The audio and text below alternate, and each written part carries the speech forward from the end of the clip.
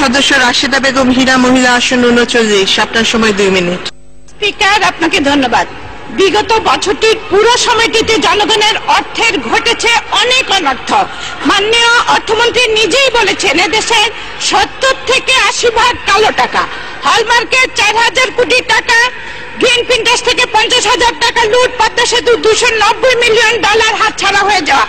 প্রধানমন্ত্রী প্রশ্ন তুলেছেন টাকা পাওয়ার আগে কিভাবে চুরি হয়েছে। বঙ্গবন্ধু যে চোরের খনি রেখে গেছেন সেই চোরেরা এখন অনেক অভিজ্ঞ চোর। তারা কাজ দেবার আগে পার্সেন্টেজ হস্তগত করার পায়তারা করেছে। এই পার্সেন্টেজের টাকা যেত প্রধানমন্ত্রীর পরিবারে ধরা খেয়ে বলেছেন বিশ্ব ব্যাংকের টাকাই নেবেন না। তাই বড় চোরকে প্রধানমন্ত্রী দেশপ্রেমিক উপাধি দিয়েছেন, না হলে সেই চোর তো আবার থলের বিড়াল বের করে দিত। শেয়ার বাজারে 96,000 কোটি টাকা লুট, 33 লক্ষ বিনিয়োগকারী সর্বশান্ত, আর অর্থমন্ত্রী বলেছেন তাদেরকে ফাটকাবাজ।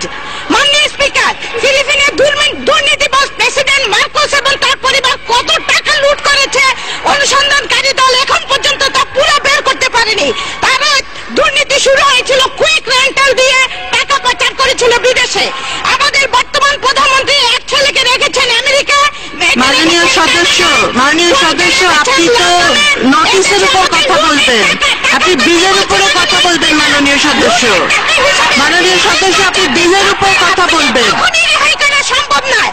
জয় হলে আমেরিকার সবচেয়ে বেশি ট্যাক্স হোল্ডারদের একজন এত টাকা কোথায় পেল? কোন অঞ্চলের জমিদার তার বাবা ছিল? এদেশে এদের এইসব পরিবারকে ফিরিয়ে এনে বসবাসে বাধ্য করতে হবে, না হয় এদের সবসময় থাকবে তলাহীন ঝুঁকিতে। মাননীয় স্পিকার, ফিলিপিনের অতিষ্ঠ জনগণ পিপলস পাওয়ার মুভমেন্ট করে মার্কোসকে হাওয়াইতে পালিয়ে যেতে বাধ্য করেছিল।